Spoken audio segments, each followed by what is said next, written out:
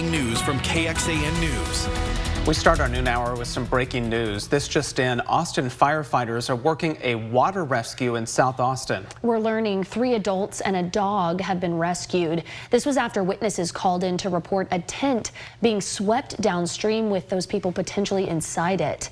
Now, this is happening on South 1st Street near South Congress, and we are thankfully learning that all of those people and that animal are okay.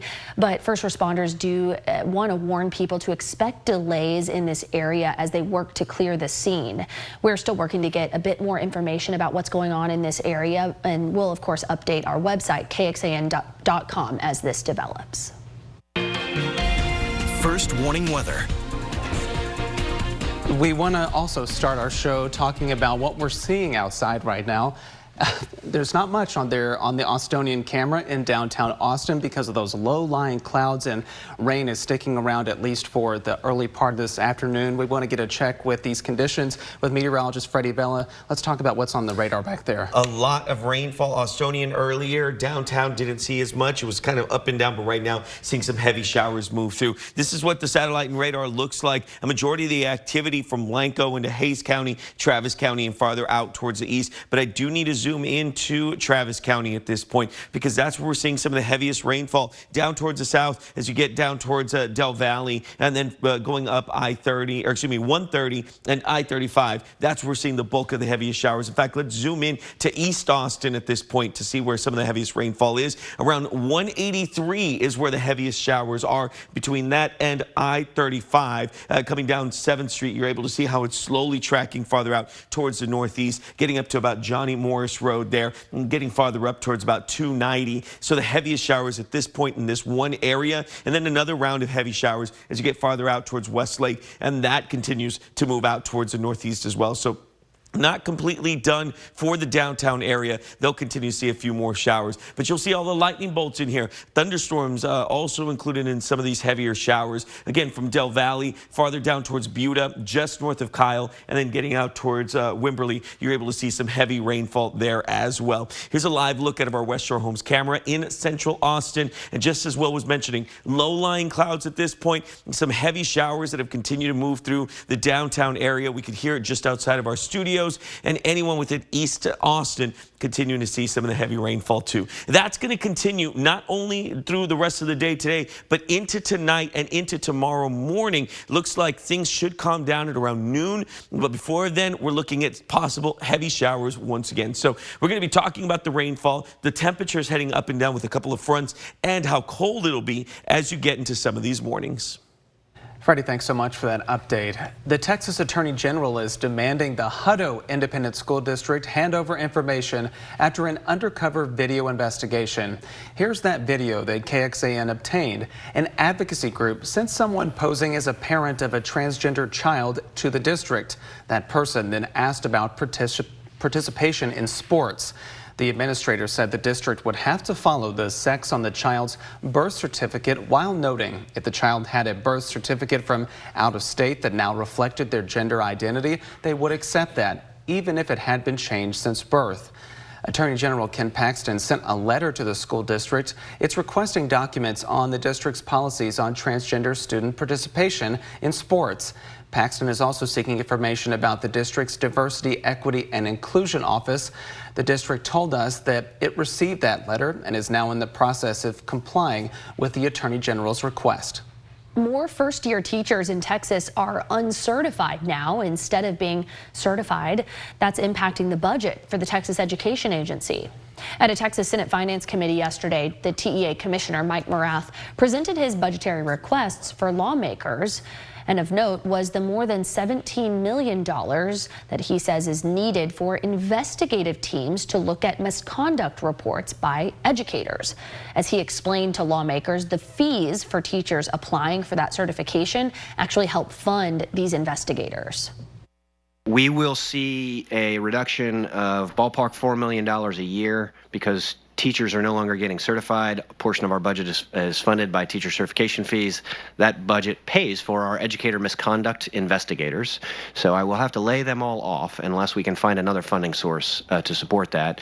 But in addition to that, we've asked for a slight increase because of the increased number of complaints, misconduct allegations, and others that we're experiencing. As a reminder, the TEA allows for a waiver of that certification for a set amount of time. The Senate Finance Committee will continue to hear from other agencies across the state as they hash out their budgets for this legislative session. An Austin Children's Museum is responding to allegations against its staff and facilities. This is after some of the staff members held a protest last Friday. Leadership at the Thinkery said that 7 staff members demonstrated outside the museum. They protested, quote, ongoing safety issues. Those staff members allege the museum has no plans for missing children or active shooters. The Thinkery's CEO disputes all of that, telling us every staff member does undergo active shooter and missing child trainings. I think it's really important for our community to know that when you visit Thinkery, that you are in safe hands and that we're doing everything that we possibly can to ensure the safety of our visitors. Those who protested also want a minimum wage of $22 an hour at the museum. The Thinkery's leaders say they're talking to staff members and will look into making changes based on that feedback. After power outages were caused by several winter storms we've seen over the last few years here in Austin, Austin leadership is looking into whether our power lines should go underground. And next month, Austin City Council members will get the results of a study looking at the feasibility of moving more of our lines underground. That study will also look at areas of the city that might be able to be prioritized. I think it's just important to remember that the study results by themselves don't provide the necessary strategic approach to ultimately determine what our long-term strategy is. And so we're going to take the pieces bit by bit and then weave them into an overarching strategy to present to council later this year.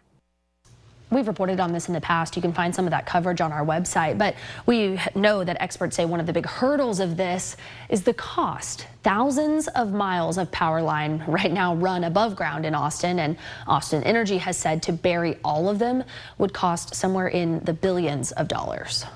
Looking deeper now, that feasibility study was just one of the efforts that Austin Energy discussed with the City Council back in 2023. The Austin Energy General Manager also admitted the utilities should have sent emails and text messages to customers more quickly. It added 2 new full-time positions to Austin Energy's internal emergency management team, and it reached out to utilities in other cities that frequently deal with hurricanes for some additional insight. Coming up, a warning for joggers on an Austin trail, the danger that one woman faced in broad daylight. And today, the world celebrates women in science fields. So we're going to hear what it's like to be a woman in science from one of our very own meteorologists. You know her, you love her. Stick with us for a little bit more from her.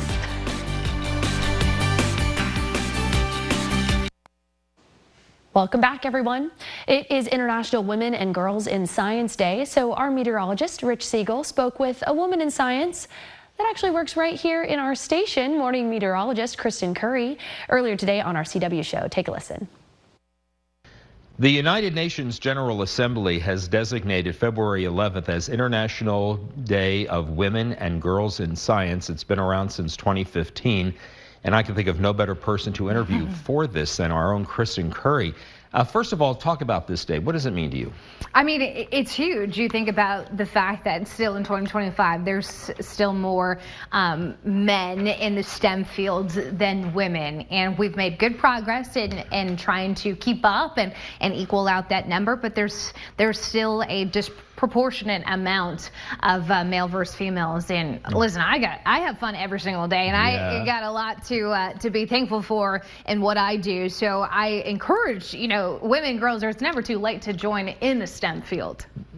What sparked your interest in science? Was there anything, one particular thing that happened? Was it maybe a teacher or a weather meteorologist coming to talk to a school that you were a student at? Not when I was younger. We did take a class visit to a news station.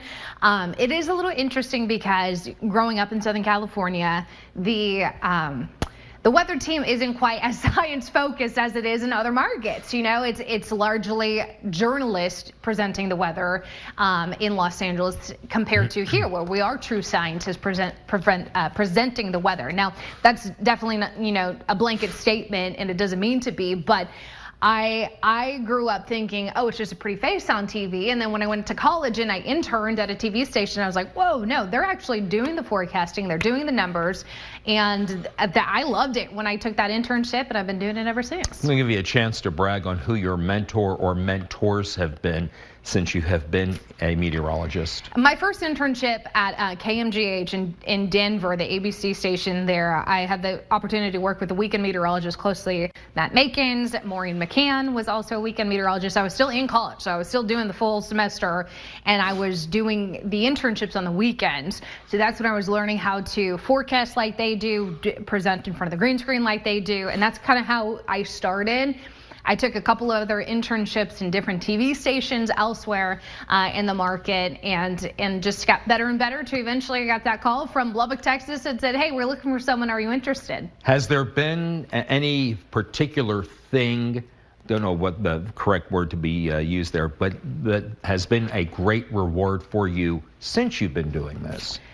I think, you know, the fact that I get to be in so many classrooms, talking to so many kids, and managers have been largely supportive of that too. Yeah. That is very rewarding for me. That's why I keep doing it, as many as I can fit into my schedule. There's some big weather events that I look back on thinking, wow, we were there helping, and you know, things that stick out to me, Hurricane Delta, Hurricane Helene that we just went to, even some big snowstorms in New Mexico where I was before Austin.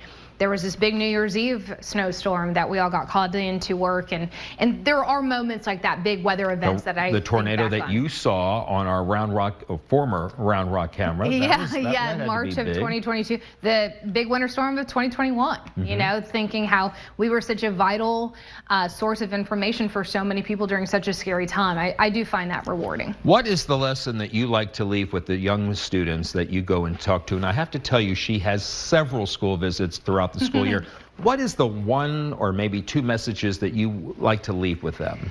I think, you know, when it comes specifically to girls, ladies, and women, it's mainly that we could do it too. You know, because you don't see as many females on TV in a scientific role as you do men. Not to say that there's not enough room for both of us. I think you can very well do that. But to see, you know, one of the ABC national chief meteorologist, if you will, is a female, I think that's huge. You know, seeing more women in those dominant fields and dominant roles in this industry, I think is definitely a starting point. I have to tell you, it was a joy to interview her. I'm sorry, why don't you read that first? No, take over, Rich. This is a great story. It was a joy to interview her. You know, we came up with this idea yesterday. And I said, you know, I'd like to talk to you about this because it's a very important subject. And she agreed right on the spot.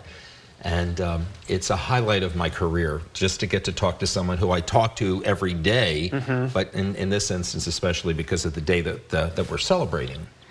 And she is such just a wonderful person. I know you guys get to work with her so often, but she talks about this a lot. And so you hear her with those kids. And I think it is so special to see young girls going, oh, wait, I can do that. I can do that too. Yeah. It's awesome. So full of knowledge as well. You know, I've been doing this for about 10 years. And even I go to her sometimes and say, Kristen, what do you think of this? Or how do you think of this? Just a wealth of knowledge that Kristen Curry has. So if she visits your school, ask questions, and girls, take note. Definitely, you can see that you can succeed in this industry just like she did. Her recall of weather events, I mean, this specific day, sometimes this specific time, it's like, You have an encyclopedia in your head, don't you? If you can't We tell, all get to benefit from that. Oh my God, Yeah. we are so we're the lucky. presidents, all four of Absolutely us, of the lucky, Kristen yeah. Curry fan club. Shout out, Kristen. For sure, for sure. And just like her, I'm going to deliver the weather to you. Let's go ahead and take a look right now at our satellite and radar and what's happening right now. We're still seeing a few showers within many spots out there. You can see where some of the heaviest showers are now. I zoom into the downtown area because it looks like things have started to calm down there. But overall, most of that down towards the south. Let's get down to Buda, and you're able to see where some of the heaviest showers are at this point. From Buda into Kyle, we've been able to see a lot of the rainfall really starting to move through in that one region, getting down towards Mountain City as well. Let's go out towards the east, and you're able to see some heavier showers there from McDade and farther out. So just keep that in mind if you're already making those plans of what you're going to do, because we are still seeing some heavy rainfall at this point. All right, I do want to zoom out a bit more so you can actually see what's happening across the state. Overall, some heavy showers that have been coming through from Houston up towards Waco and Dallas. Most of it moving now out towards Louisiana and into Arkansas as well. With temperatures tonight at around 53 degrees. Chance of rain keeping that at about a 60% chance, with winds coming in from the northeast at 10 to 15 miles per hour. All right, so as we go on throughout the rest of the evening tonight, things will start to calm down just a bit as it all moves out towards the east. We get out towards about 9 o'clock. Heavy showers picking up one more time in the one spot that we've been seeing: Dripping Springs, San Marcos, Lockhart, up through the eastern portion of the metro and out towards Rockdale, Giddings, LaGrange. That's where we're going to see some of the heaviest rainfall. That should clear out by around 6 a.m. And then we may see a couple of other isolated showers as we get into the early morning hours. But by 12 o'clock, 1 o'clock, that front is starting to come in. We'll start to see the winds shift, and we'll start to see a clearing out of sorts. A few more clouds will stick around, but we'll at least get some sunshine as we get out towards tomorrow. So as far as flood threat over the next 24 hours, the majority of that will be within the eastern counties. Why? Because that's where we've actually seen the heaviest amount of rainfall, and will continue as the day goes on. We have that front that'll come in tomorrow. That'll clear things out, as I mentioned, giving us some sunshine, but then we'll see some moisture flowing back in ahead of that next front. The next front expected to arrive late on Saturday going into Sunday, and that'll drive our temperatures back down once again as we get out towards Monday. By the way, Friday is Valentine's Day, in case you're already trying to make some plans for Valentine's Day itself. Temperatures will be at around 52 for Valentine's evening. That's for the evening hours. For the daytime, we're looking at about 58, but for the evening, we'll get mostly cloudy, pleasant conditions out there. Here's a look at your 7-day forecast. Again, that front comes in as we get out towards Wednesday, clear things out. Temperatures drop as we get out towards Thursday, 48 degrees, and then Saturday into Sunday, another front comes in. Let's go and send it over to Rich with rainfall totals. This is just so exciting. About 5 minutes ago, I was looking at the totals from the Lower Colorado River Authority, and the gauge at Lady Bird Lake at Longhorn Dam had just under 1.5 inches. And while the time we spent listening to the interview I did with Kristen and our chit-chat over there in Freddie's Cast, we're now up to 1.72, and rain is still falling out at Lady Bird Lake. We've had 1 4/10 inches at Onion Creek at 183, a little more than 1 1/3 at gauges at Buda and Manchac, 1 14/100 at Cedar Creek, 1.12 at the gauge at Gilliland Creek at Manor. In our eastern viewing area, we've seen a little bit of an increase as well. We're still, our highest total is at Round Rock, 4,500s, 3,900s, or 4,200s at Lockhart. And then out to the east, our highest total, out to the west, our highest total is more than 1/3 of an inch at San Saba, and also a little more than 1/3 at gauges at Dripping Springs. We're not done with the rain yet. That is always good news. Will? Thanks so much, Rich. Coming up, flu cases are rising across the U.S. with a now 15-year high. What could be behind that? After this. Welcome back, everyone. A second wave of flu infections is surging nationwide, pushing to an estimated 24 million cases so far this season. With this dangerous strain spreading so rapidly, especially among children, doctors' visits for the virus have hit a 15-year high. NBC's Maggie Vespa has the latest. A late-breaking wave of influenza is spiking coast to coast, with doctor visits for the flu nationwide hitting a 15-year high. It seems like everybody has the flu. It's because they do. ER doctors at Chicago's Cook County General say the combination of an unusually nasty flu strain and falling vaccination rates is driving the spread. We've seen a lot of sick people in general compared to previous years. seems like they're having more respiratory issues. According to the CDC, at least 44 states and Washington, D.C. are reporting high or very high levels of influenza-like illnesses. In the Dallas metro area, positive flu tests jumped 30% in 1 week. The virus spreading easily in closed environments like offices and classrooms. Cases soaring among children. When kids truly are sick, they just have that look in their eyes, and there's no arguing that. In Nebraska, Sarah Christensen's 10-year-old daughter Aubrey came down with the virus. And ended up taking into the pediatrician, and we did the slew of tests, and influenza B unfortunately came back positive. The surge even leading to shortages at pharmacies.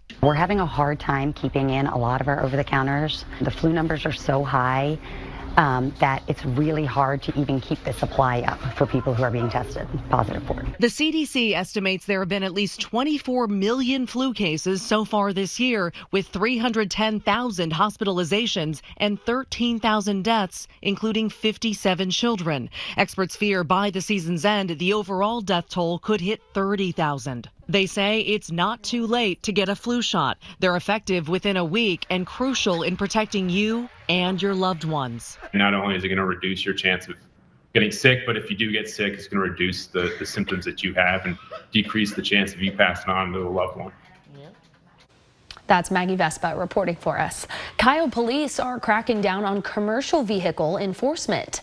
They say they plan to increase inspections, focusing on safety, driver awareness, and making sure that vehicle and its load that it's carrying are weight compliant. Officers say they will also be checking to make sure drivers are within service hour regulations to try to avoid fatigue. And they say all of this is ensuring that everybody out on the roads will be safe. Coming up, police in Austin are sharing an update about a homicide from late last year. The latest from investigators after this. As President Trump puts steel tariffs in effect, experts warn of a trade war. We'll tell you what Canadian leaders are saying about these tariffs.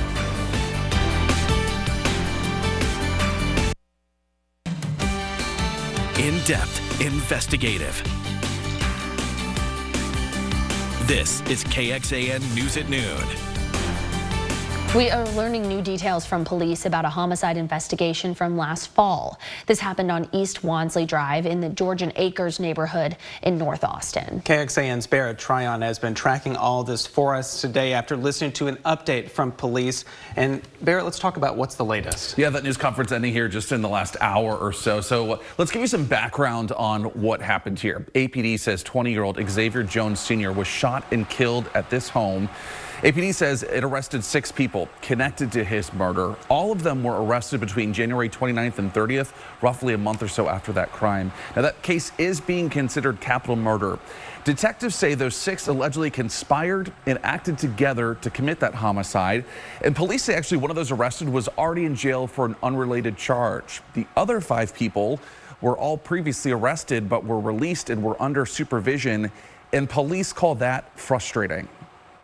It's challenging for me being on the inside. It's a drop in the bucket to the gentlemen and the men and women of the department that have to go out and risk their lives to apprehend these people for a second time. All right, those suspects: John Charles Williard Jr., Judarin McKeel Forbes, Corey Keyser, Cameron Josh Anthony Perkins, Lawrence Jones, and Rihanna Doreen Farias. They all remain right now in the Travis County Jail. Now, police were able to catch them, they say, thanks to some tips given to them to Crime Stoppers, and officers are still asking if you have any information to give them a call. Avery? Barrett, thank you so much for tracking that for us. A woman is warning of an assault on a popular Austin trail. She says it happened in the daylight. We do want to caution, some of the descriptions you're about to hear are graphic. Now, this woman who asked KXAN to conceal her identity says she went on a jog Saturday morning on the Southern Walnut Creek Trail, something she's done many times before. But she described the moment a man attacked her on that trail. She says she's now sharing her story to highlight how this can happen at any time of the day. We were walking in the opposite direction, and then after that he turned around and sprinted at me with an attempt to tackle me. I was able to fight back a little bit, but he had me like bear hugged. He groped my breasts. This woman says she screamed and he sprinted off. She says the Austin Police Department arrived shortly after starting a search, but ultimately could not find that man. This morning, Austin Police told us they had not made an arrest related to the case. They added that this is an ongoing investigation, so they would not share more information at this time. Going in depth now, 1 out of every 6 women in the U.S. has been a victim of assault or an attempted sexual assault. 1 in 33 men has been a victim of assault or an attempt. This is all according to the Rape, Abuse, and Incest National Network. That's the nation's largest anti-sexual violence organization. First warning weather. All right, we are taking a look outside from our Austonian camera. I think every time we have checked in on this camera, we've had a different view. Everything from fog covering up the camera lens. Now we're seeing, some rain on the camera lens. I think just speaks to how developing this rain and weather system is that's moving through our area. Yeah, so Freddie, let's get a check on the latest look at the radar there. Yeah, the radar definitely showing where some of the heaviest showers are at this point. You can see how we still have this line, but it's shifted just a tad. The heavier rainfall that was in Rockdale is now just a bit farther out towards the south. The same as we get out towards Austin into the downtown area, just south of that. And then San Marcos, that's actually shifted up just a bit as this storm system essentially starts to move out towards the east. Let's zoom in just a bit more down towards Travis County to see where some of the heaviest showers are. As you see from Wimberley, getting out towards about Buda or just north of Buda, and then getting into about Del Valle, continuing out towards McDade. And that's where the heaviest line of showers are right now. Some thunderstorms mixed in there as well. As we get out towards the northeastern portion, looking out towards Caldwell County, down into Lexington.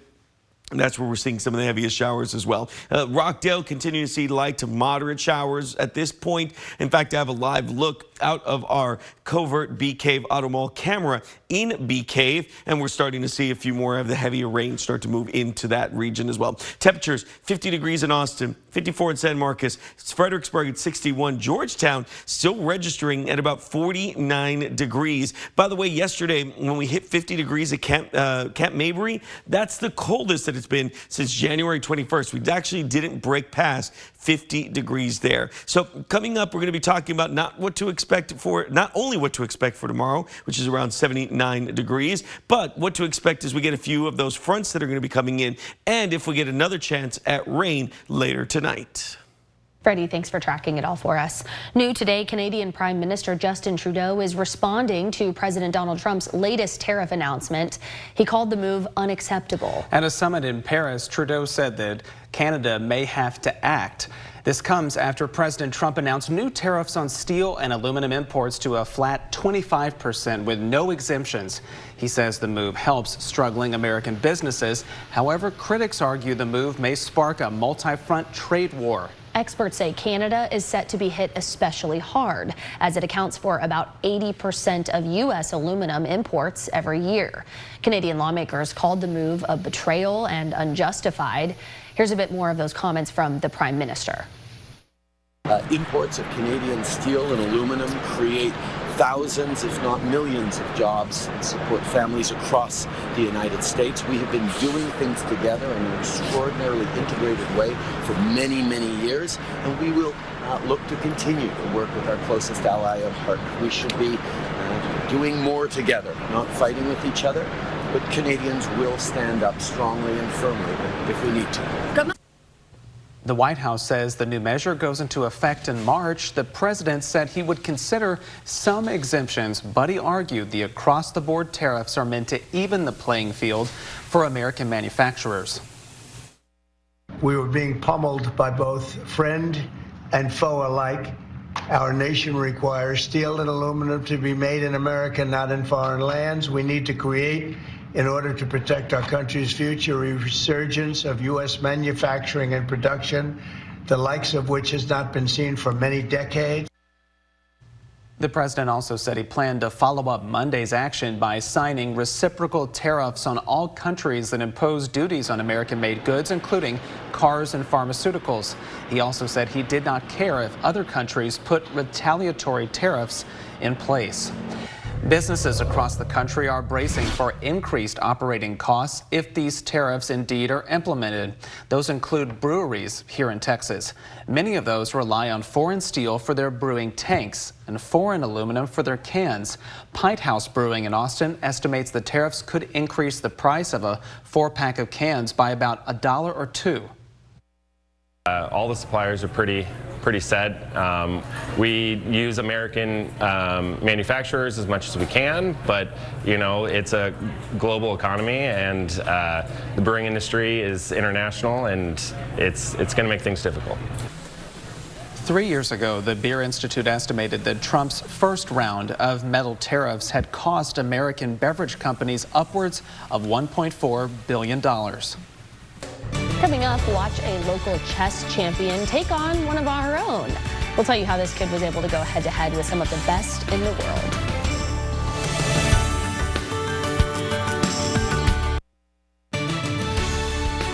Welcome back, everybody. We are taking a live look outside from our Bee Cave Auto Mall camera. You can see those big old raindrops on the camera lens. Freddie and Rich are tracking rain across different parts of Central Texas. They're going to have your full forecast and your details as we head through the week, coming up in just a couple of minutes. For the last 4 years, a Cedar Park boy has dedicated nearly all of his spare time, weekends, and extracurricular time to chess. Now 10 and in the 4th grade, he is more than just a chess prodigy. He is a national champion. KXAN's Tom Miller sat down with him to talk about all he's accomplished already and his future to, of course, play chess. Before our match in Advic Manchanda's living room ever got going, a breach in etiquette. Oh, I messed up again, huh? Here we go. We shake hands? Okay. That early flub was as good as the game and the 2 others that followed ever got for me. Man, we're in a battle right now. Who's gonna blink first here? The calculating chess phenom methodically putting me on defense while carrying on a conversation. Did you like it right away? Like, were you having fun right away? No, I wasn't having fun right away because I usually lost some games. It made me feel sad. So I started improving. Now he's having plenty of fun. Advic Manchanda. In first place with 5 points, Advic Manchanda. Hours of daily practice turned into tournaments, which turned into wins, titles, and championships. Between the 35 trophies and 27 medals, space on the shelf here is at a premium. But in December, Advic flew with his family to Maryland to try and win another against the best in the country. What was that feeling like when you realized you had won that tournament? I was really with joy.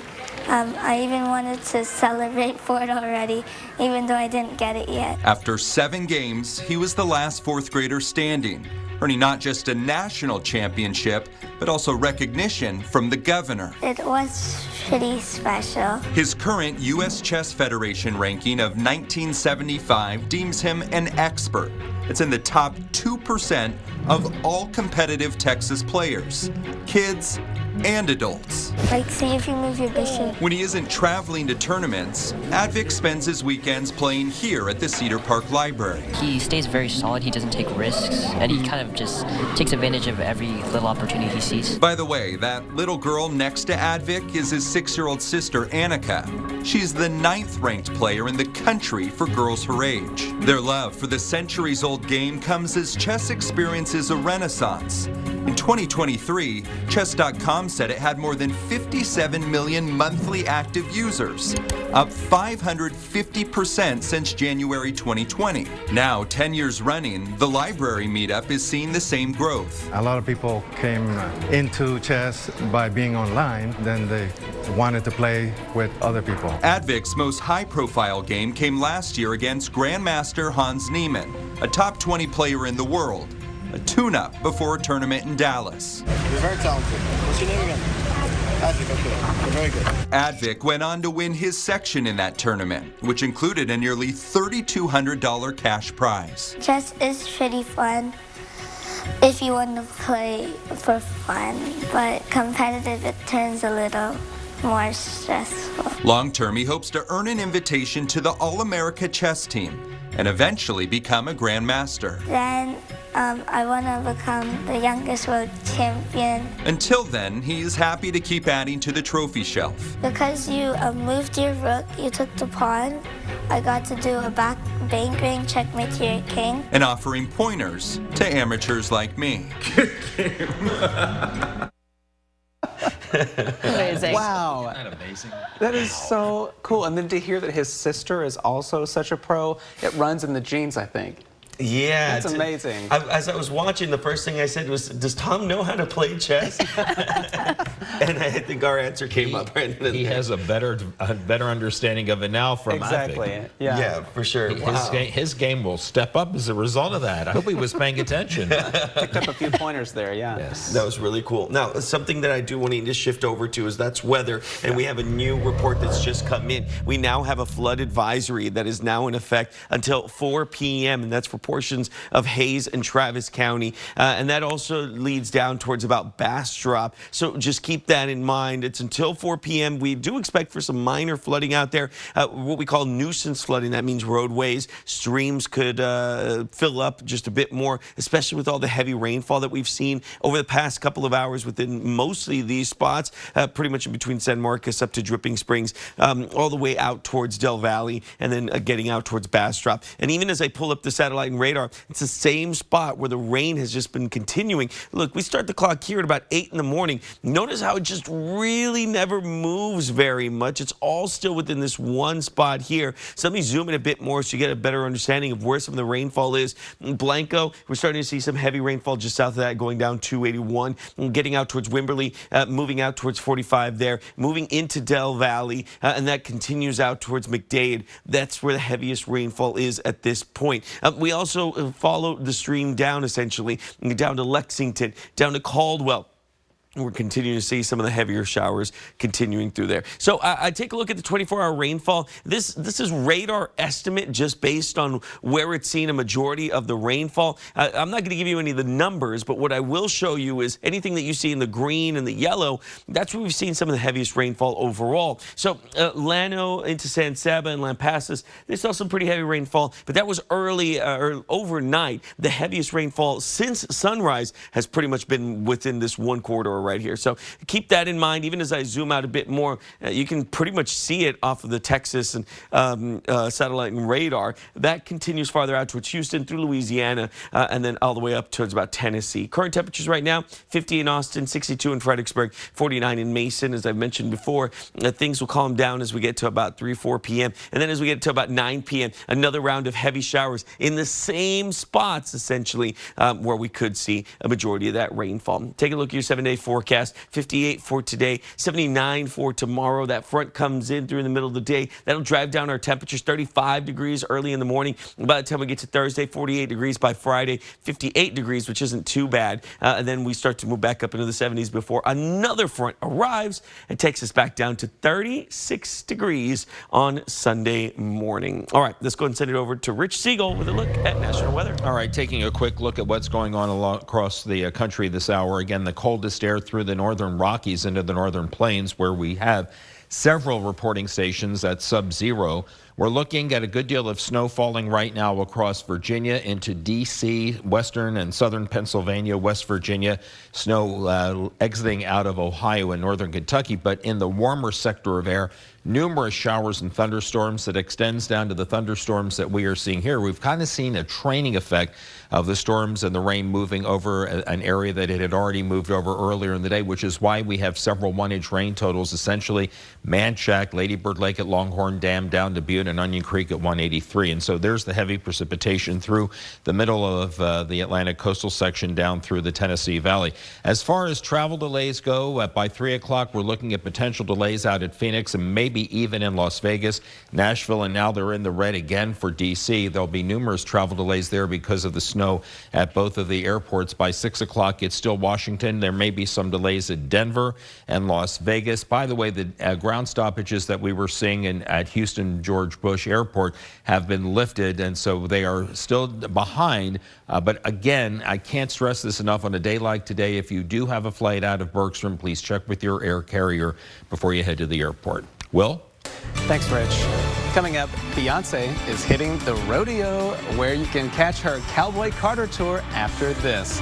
And here's a look at what's coming up tonight on KXAN. At 7 o'clock, it's St. Dennis Medical, followed by Night Court at 7:30. At 8, it's Deal or No Deal Island, and at 9, The Irrational. Join us back here as well for KXAN News at 10.